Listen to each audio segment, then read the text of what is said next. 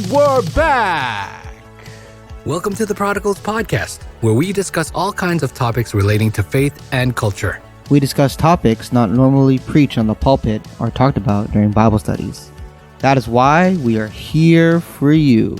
It is our hope and our goal that through these discussions, people will be inspired to talk about issues that Christians go through in their daily walk with God. So without further ado, let's get to our discussion. Hey, what's going on, everyone? Welcome to another episode of the Prodigals Podcast. I am your host, Mark, and I'm not joined by my usual co-hosts, but today I'm joined by a very special person in my life. Wow. I'm not your wife. I'm joined by Scott Wong. Hey, everyone. Pastor Scott Wong. Yeah. I would like to introduce him, but he'll go on. He'll say later on what church he's into, what church he's pastoring. But I would just like to give an overview of how we met. Yeah. So we met in college in Adventist University of the Philippines, and we were just taking, I don't even know what our first class was. Basically, What's our first class? I don't know. I forgot. But you were sitting right behind me, right? But the first time I saw you, I was seeing you holding a keyboard on the wall. So that's why, this guy, I want to meet you. Yeah. Yeah. So you saw me holding a keyboard and later on a cajon, right? Yeah. Because in our college in AUP, it's not usual people will holding a keyboard. Yeah, because the music is. Yeah. It was a MIDI controller. Yeah, MIDI controller. Those. It was like compact keyboard I can bring anywhere. I like owning those because I can bring them anywhere. You know, it's just 64 keys. It doesn't. You can put it on any table. It just needs a cable and then a computer. And you can pretty much do anything with it. And then you notice me because you too are a musician, right? Yeah. So you play mainly the bass, but you can also play different instruments too, right? Bass guitar. Guitar. Yeah. So bass guitar, and then you can play guitar. You can also play piano, right? No, I can't play piano. What? No. I thought you did. No, I don't know how to play piano. So anyways, that's how we met in class. Yeah. In our old university, in our alma mater. And it was pretty cool because that school was heavily conservative in terms of its views on music. You weren't allowed to have drums or any beats, and so I think I just caught your eye because I had the percussion instrument in my hand. That's true. And I just remember holding that in my arms, and then other students looking at me weirdly because I shouldn't have it in music, right? It's forbidden. It's forbidden in our college. It's still sort of looked down upon. I don't know about now, but so that's how we bonded. We shared our love for music, and not only music but contemporary Christian music, like Hillsong, and you pretty much introduced me to Bethel. Oh, really? Well, I knew of them, but I wasn't really. I was more of a Hillsong guy, and I couldn't. For the longest time I couldn't get into them, but now I really, really, really love Bethel. Yeah. Because of not only because of their style, but because of just the feel of their music, their lyrics, and the Yeah. realness of their songs. I'm a real big fan. So thank you for. What else? So yeah, we met in class, And we live together. Yeah. Yeah, we lived together in our last year. That was pretty fun. And like in that house, we were holding, you know, music worship together. Yeah. And we also co-founded, like I founded Worship Circle, like a ministry that was based in the Philippines. You were one of the original members. Once we started to say, hey, maybe there's a need for worship here. So we put this thing together one night with a couple other friends, right? Yeah. And you know, there's like a couple guitars, and our first night, like maybe like 20 people came, and it was just like one of the most powerful worship nights that I've been to. It was just really low key. Right, relaxed. People were sitting on the floor, sitting on the couch, and we were just singing our hearts out. And that was pretty much near the end of our third year. Or your second year and my third year. This is my second year. Yeah. And then we took that momentum into my fourth year. So by the time I had my fourth year, we were pretty much having worship every other Friday night. Yeah. And then other people joined along, and and our Facebook page is still getting likes. Yeah, once in a while, every month, right? Every month, like every other week. Every other week, someone would like it. Although it's not active anymore, which I'm kind of sad about. Like I would have loved to maybe take it here, but like I found that there's so many worship avenues here that people just aren't hungry for it. Whereas I'm thankful that we started it there because of our hunger for, you know, passionate worship, which we didn't have inside our school campus. So so we would go out of the campus and sing our hearts out and just like shout and sing from the top of our lungs. But that ministry is called Worship Circle, and I'm glad that we founded it there. I'm not sure how it's doing there now, but I believe that we served our purpose in the Philippines in providing passionate and, you know, authentic worship for the people who had a hunger for it. Yeah. I think it was the best moment for my college life. Like it's definitely more like revival our spiritual life actually. And we also go to the city. Yeah, we did pastorship. We were required to have pastoral experience, right? So we were put under certain pastors and certain churches, and we chose a place 2 hours away from our school. Like our school was in the rural area, and we chose to go to Manila because that's where we found our calling, right? And it was a pretty fun time going there. We bring our some students every Saturday. We take a bus. Take the bus 2 hours, and then take the bus back. 1 hour, right? 1 hour, then go back another 2 hours. That was really good experiences with you. It was really cool. So that's how we met. And so now I'm interviewing you I just wanted to get your experiences in a couple of things. But this episode will be Guest Who. And so without further ado, guess who? It's Scott Wong.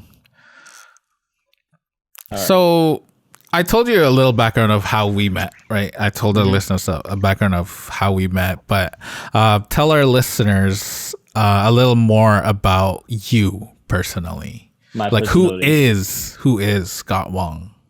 Scott Wong he's a guy from Hong Kong, you know. Yeah. A Even pastor. my face doesn't look like a Chinese, but yeah, I'm from Hong Kong. I'm a Chinese. Yeah, I speak Cantonese. Yeah, then I grew up in a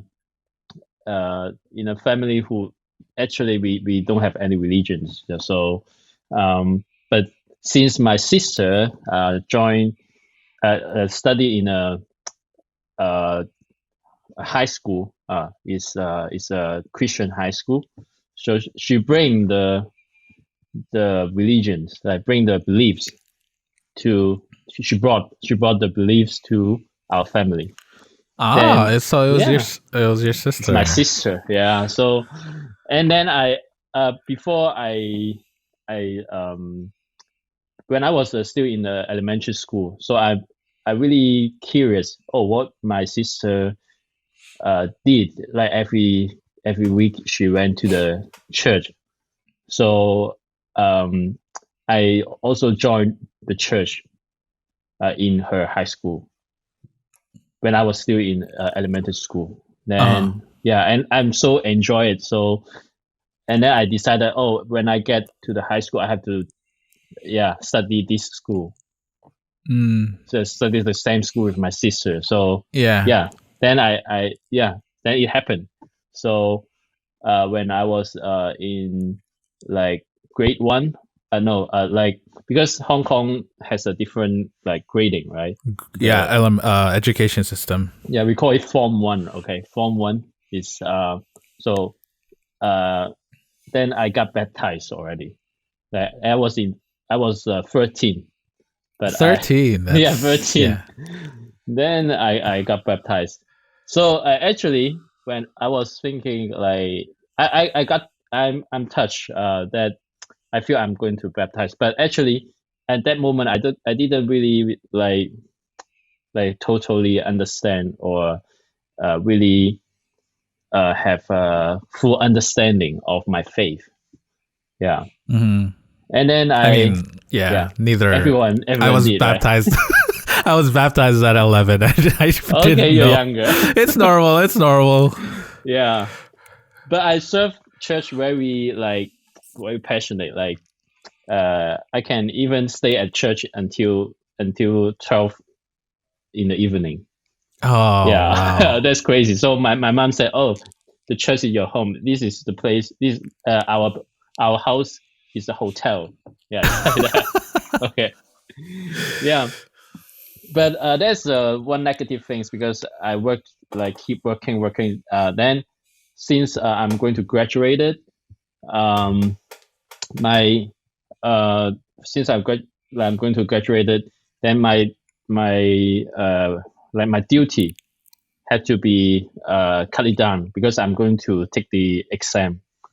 It's very to going to college. So Mm. then after that, I felt that oh, like the church, it seems like don't really care of me. Yeah, you know, Oh, like a feeling like I'm not I feel useless. Yeah, in the church. oh, okay. Really? Yes. Yeah, like oh, like nobody care me, something like that. Yeah. Mm. So and then after I graduated, I left church for like around almost 10 years. Yeah, after Okay. that. Yeah. But there's a pastor in the church. He keep contacting me like, okay, let's have a singing group together, or let's go to my house to chill, something like that. Yeah. Because Hmm. and he also gets some trouble in his life, so we two of us like in the same situations. Yeah. Yeah, but when we so when we then the pastor, he decided to have a like um to have a like a music concert So I joined it. He said, "Hey, why don't you come here and play bass with me? Join the musician." So I say, "Okay, let's do it." Then in that music concert, uh, I feel the calling of Jesus of Christ. He said, like what he said, just coming back to me. Yeah. Yeah, just come back to me. Yeah. Yeah. So then I got So you touched. felt that. Yeah. You felt that in it. your heart. Yeah, I felt that in my heart. Yeah. Then I come back to the church again. Yeah. This is And my you story. never looked back. Never look back. You never looked back. Never look back. So what do you do? Like, do you have your tell me about your job right now. You're a pastor, right? Oh yeah, I'm pastor now. Yes. And where? San Francisco, right? Yeah, right now I'm here in San Francisco, and I'm pastoring a church called San Francisco Chinese Seventh-day Adventist Church. Yeah. Okay. So you immigrated from Hong Kong to the States. Yeah, it's my first time coming here, like since last year. So last year. When did you come again? April? Yeah, last April. So it's just April. 1 year. Yeah, this It's been a year. It's been a year. Time flies by so quickly. Yeah, but this year, yeah, it's happened a lot of things. So it's like a long year. Yeah. Yeah. Yeah, many things have changed. Yeah. Yeah, many things. So how's like, tell me just like a brief experience of how it is being a head pastor. A head pastor in the church? Yeah. Oh, yeah, it's interesting. So I'm a head pastor at the church, and I'm the youngest at the church. So like so your members are all older than you. Yeah. Right? The youngest members here is like around 60. So what about their like, children? Some of their children, like they already moved to the other stage because San Francisco is so expensive, so they cannot afford a house. Yeah. And then but the elderly left here, and then their children move away. Yeah. So that's why the situations here is like that. Then at least you get a living allowance as a pastor. Yes, that's true. Then our church is it's a Chinese church, so but like most of us can speak in Cantonese, and then some of them speak Mandarin, and a little of them speak English. So that's why they call me, because I can speak both languages. All three. Yeah. And then jack of all trades. Yeah, it's interesting to moving here in San Francisco. It's different than my expect, because here, like, mainly the people I met is speaking Cantonese. Yeah. Yeah. So all over the world, Chinese people in different countries, they speak Mandarin mainly. But Mandarin in here, mainly. Yeah, but here it is Cantonese. So I was surprised. Yeah. Oh wow! So it's mainly Cantonese there. So you're right in your comfort zone there, in terms of language. Yeah. But dealing with older members, not really. Yeah, because my experience to help out the church, usually I met with young adults or students. Yeah. But elderly, quite a few. Yeah, but here, like, mainly I have to talk with them, meet with them. It's another challenge. Yeah. Yeah. I bet. I bet. I can't even imagine just, not having, a church that's not having young people to interact with. Like anyone younger than you, and always having to, I guess like what I'm saying is look up, right? Because all the people are older than you. Yeah, and then sometimes that's challenging too. It's very challenging. Like when you organize the program, you cannot you have to think about the timing because they were easy to get tired, and then like what kind of activities, because they cannot do too exciting activities, so they can't do aerobics. No. Yeah, you should sign them up for marathons. me, right? But yeah, you're in San Francisco. That's exciting, man. But haven't you noticed that most of movies that movies that come out, and if there's like a very big tragedy, it's always in San Francisco? Yeah. Have you noticed that? Yeah. So you better be careful, man. You better be careful. Never go to the Golden Gate Bridge, because that's where it happens. Yeah. Oh, yeah. So yeah, we'll stay away from the Golden Gate Bridge. But actually, our church is nearby that beach. Yeah. Interesting. Okay, so you've spent most of your life in Hong Kong. Yeah. Right?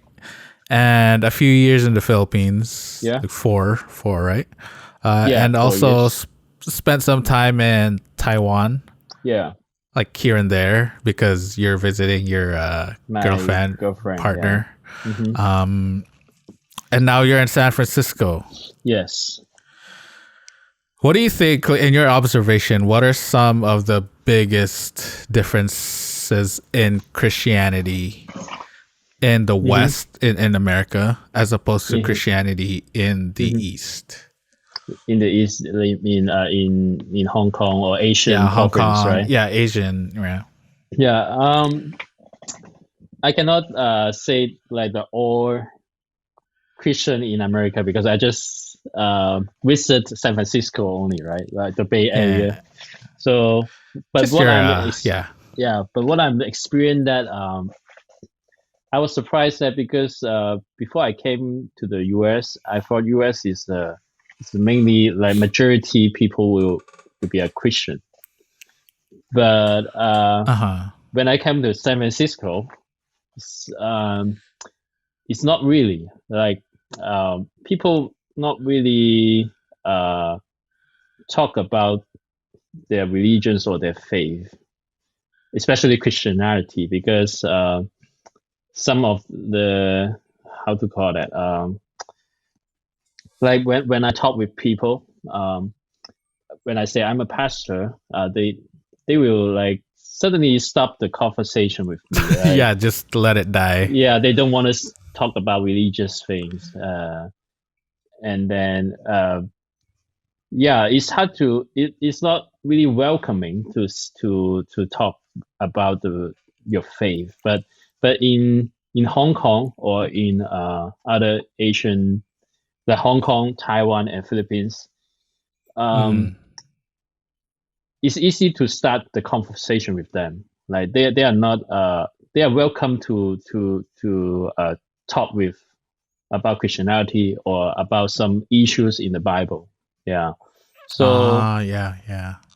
So I was surprised, like, in Hong Kong or in Philippines is more open to talk with religious, or because maybe in San Francisco there's some sensitive topic, like same-sex marriage, LGBT, right? In San Francisco, you can see the flag the rainbow flag, flag everywhere. Like even next to our church, there's another flag. I saw it. So I think they will kind of avoid to speak about religious because there's some issues are sensitive maybe. Yeah. What about like within Christians? Like let's say like your members. My Have you members. noticed any like in your church or people that you interacted with in your church? Is there any difference in the way they live their faith than in back home? Actually, it's another thing I think is interesting. Like, I think it's because of culture. Because in US, you are more about you gain what you get, right? Like you work for it, then you gain it, and so it's more like so it will become out something like you don't share things with people easily. Yeah. Okay. So I think you got it right. so less of a community. Yeah, like so in like Philippines or in Hong Kong, in Taiwan, what I experienced that like if you have some issue or if you need someone help, like the Christian it's easy to give things to you, like or give helps to you, like but in here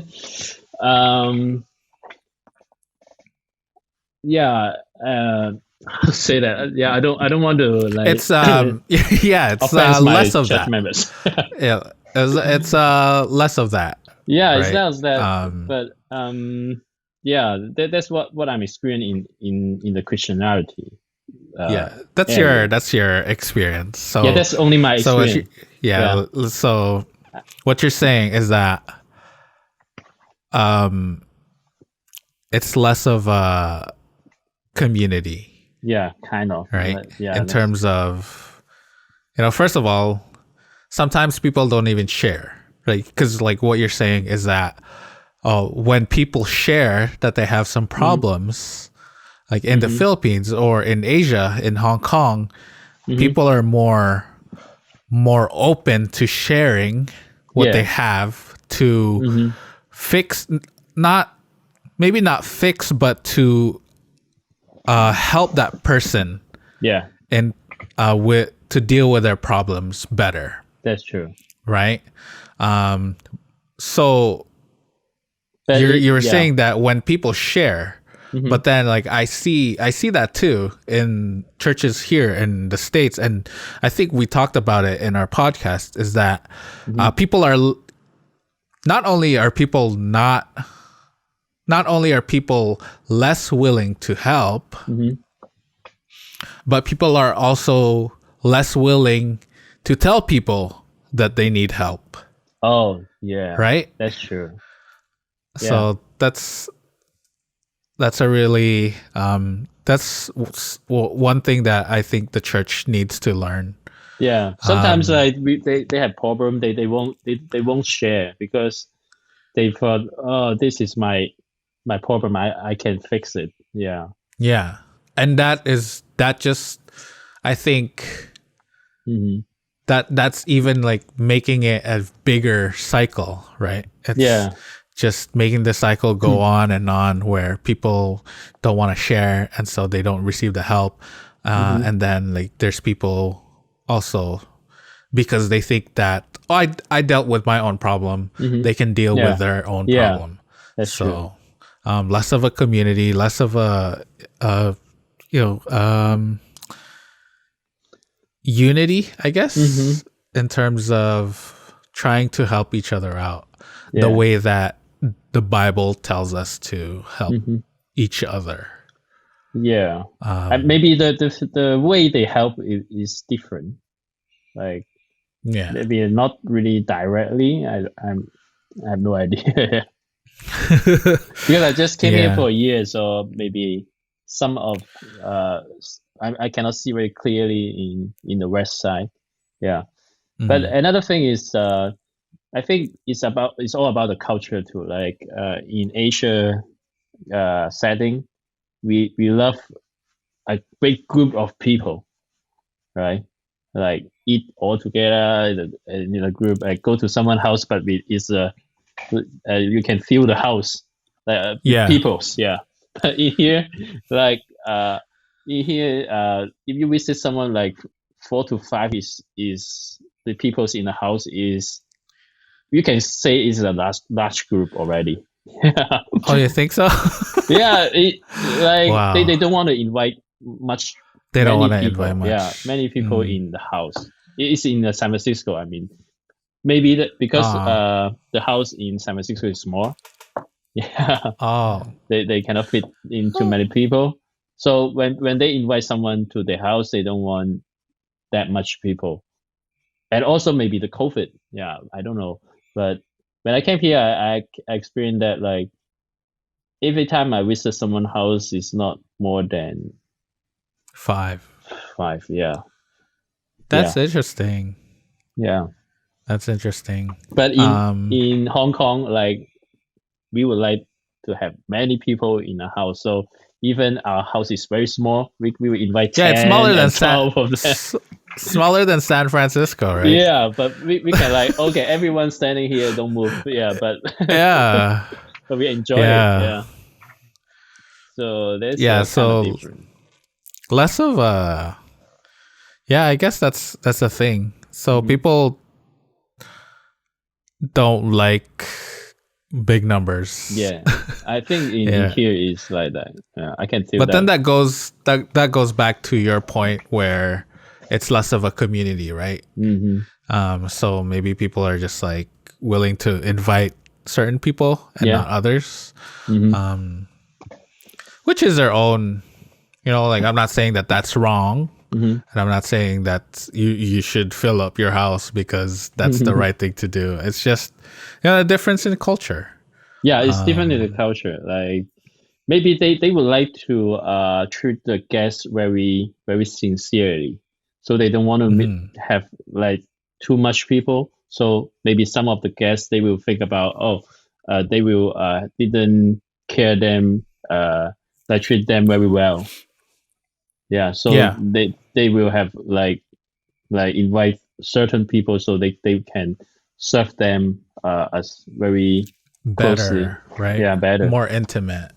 Yeah, That's true. a good point, because we make that point in church where we say that the smaller the church, the better, because you can serve as a pastor or as elders, you can serve more people more intimately. Whereas if you get a bigger church, like there's less of a personal relationship, right? Personal relationship, because there's so much people. Yeah, like even maybe you cannot know everyone in the church if there's a group. Yeah.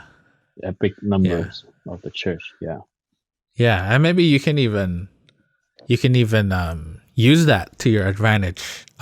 That's true. Because when people gather at a house, that's a small group right there. That's right. True. Yeah. So, and that's what we're preaching.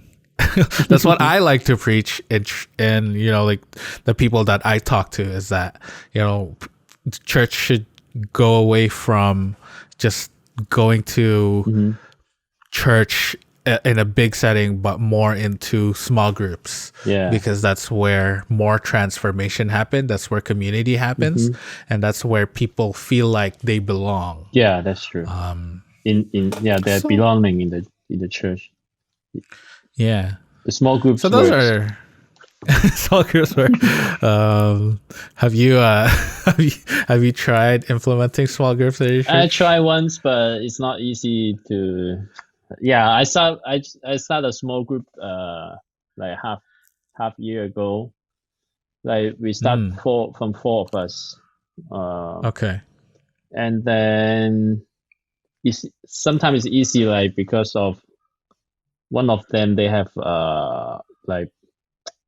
some, how to call that, because they are not close the first time, they are not close enough, and when somebody says something, they easily break the relationship. So now So now I had to start over again. You have to start over again. And then because the church is already like they are the members, they've been there so long together already. So there are some set in their ways. Yeah. So and the personality differences of each other. So they have so many like struggle for many years.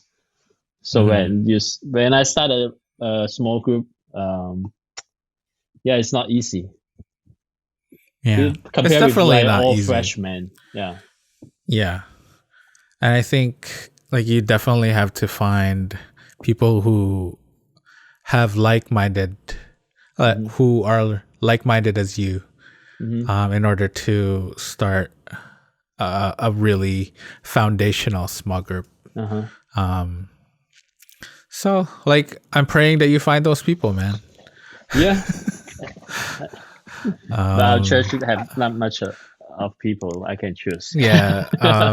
God is in control. He'll give you those people. Yeah. But at least I try, like, keep trying. So let's see how God opened the door for His way. Yeah. I'll keep your prayer. I'll keep your church in my prayers. Okay.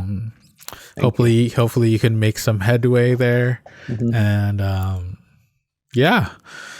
So what do you think are some things Christians like? We kind of talk about it, but what do you think we can learn as Christians in, like, let's say in the West, like America or Canada, like in North America, from Christians in the East? So, like, what do the West Christian can learn from the East, right? Yeah.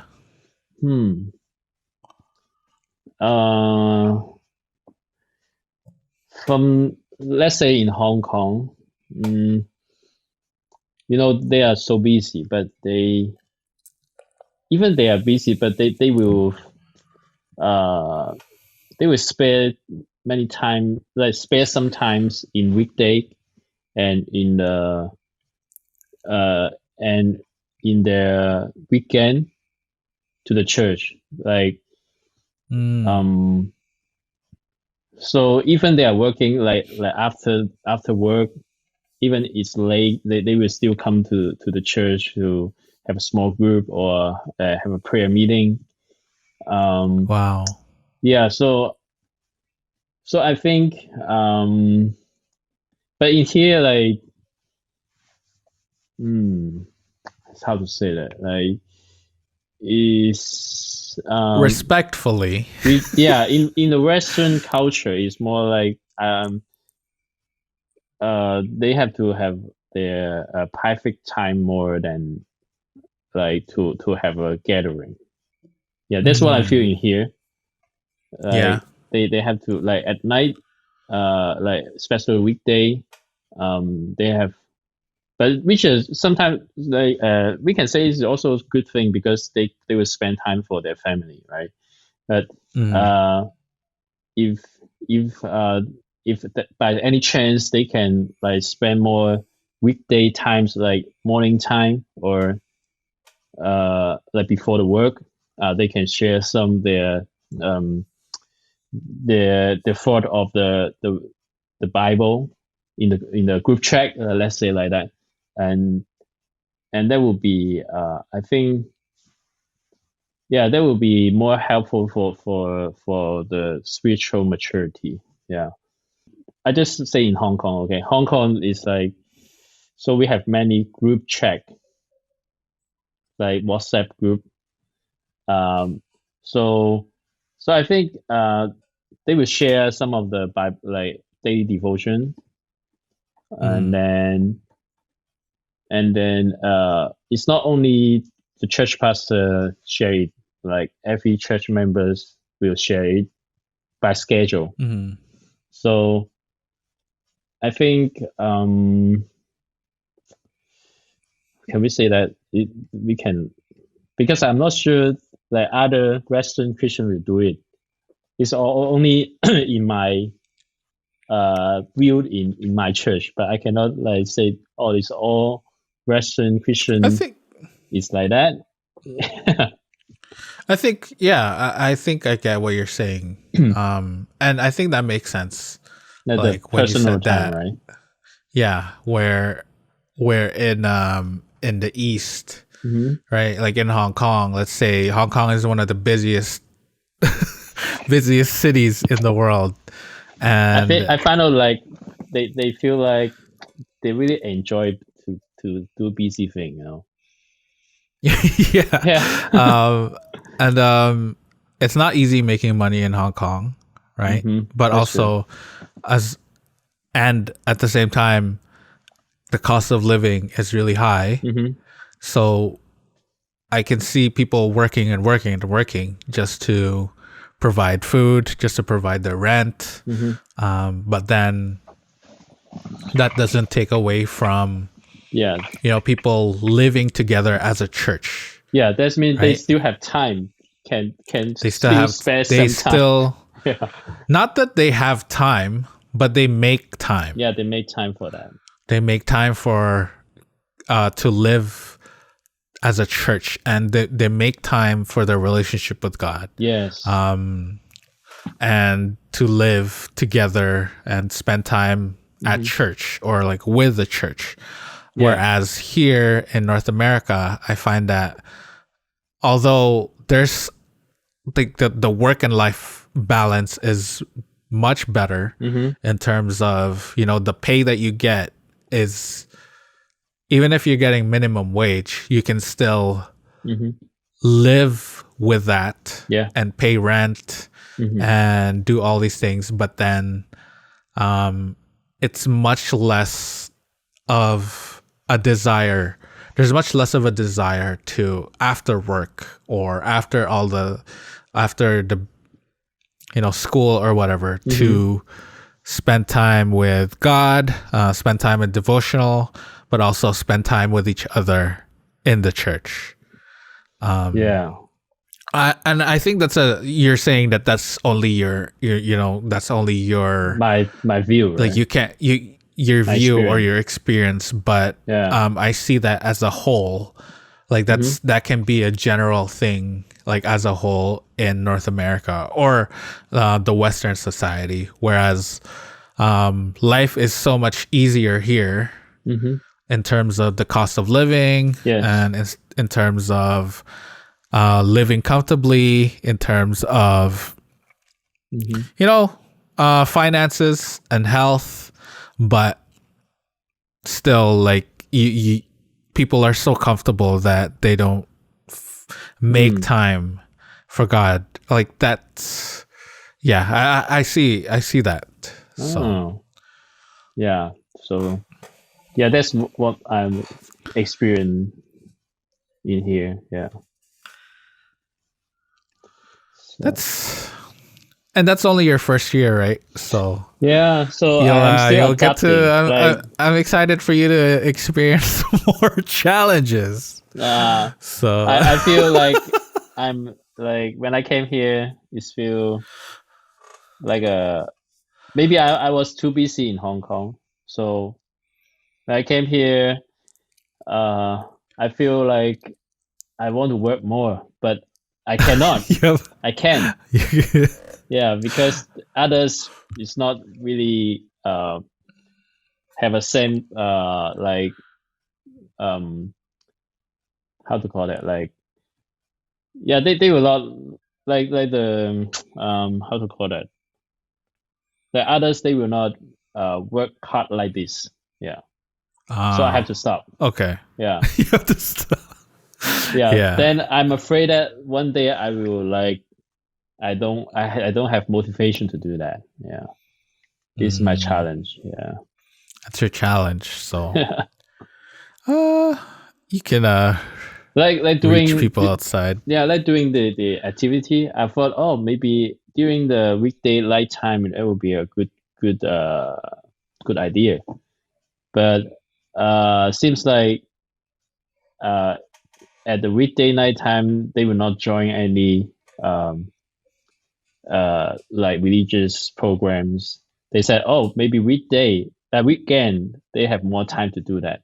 So I know that, oh, so they will more interesting join like church program on weekend, but not weekday night. Yeah. So that's what I'm learned from them. Yeah. Yeah. Yeah. And it's not, like, don't get me wrong, it's tiring here too. Yeah. And jobs here are tiring too. That's true. But still, we have to make. Yeah. There's a mission, right? There's a mission to spread the name of Jesus. So, I'm also guilty of wanting to rest after work and not do anything related to ministry, because ministry is tiring. Yeah. Small group, although right now, like, I don't have a church, but I am leading a small group, but still it's still tiring. Yeah. And I am doing all these like ministry things, like the podcast and music and all that. But so, sometimes I do understand that, you come from, your work and it's tiring. You just want to go home and watch the TV, watch a movie, or it's just go on your phone, relax. Yeah. So, yeah, I understand, but still it's not an excuse. And we still need to, put that in our minds that there is a mission, and there is there are people who haven't heard the name of Jesus, the gospel. So we have a job to do. Yeah. Well, folks, that's all we have for you this week. We hope that you were blessed by our discussion. Let us know what you think. Send us a shout out on our socials at the handle at the Prodigals Project on Facebook, Twitter, and Instagram. If you like what you've been hearing, please like and subscribe. Also, leave a rating and review. It'll go a long way in helping us out. Stay blessed and stay faithful. And join us again next week for another episode of the Prodigals Podcast.